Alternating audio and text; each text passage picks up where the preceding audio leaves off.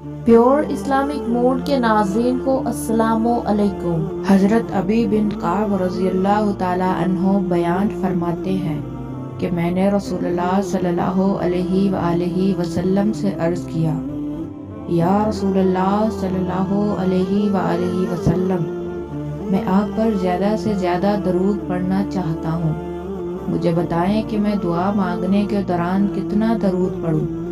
آپ صلی اللہ علیہ وآلہ وسلم نے ارشاد فرمایا، جتنا تمہارا دل چاہے درود پڑھو۔ میں نے عرض کیا، اگر میں دعا کا 1/4 حصہ درود شریف پڑھنے میں خرچ کروں تو؟ رسول اللہ صلی اللہ علیہ وآلہ وسلم نے فرمایا، جتنا تمہارا دل چاہے، لیکن اگر اور زیادہ درود پڑھو تو تمہارے حق میں بہتر ہوگا۔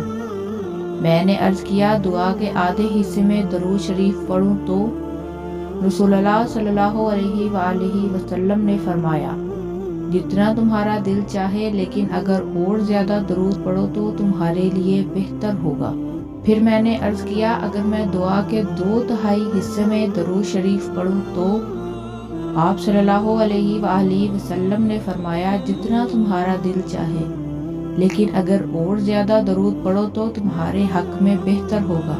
میں نے کہا، اب تو میں پوری دعا میں صرف اور صرف آپ صلی اللہ علیہ وآلہ وسلم پر درود شریف ہی بھیجتا رہوں گا۔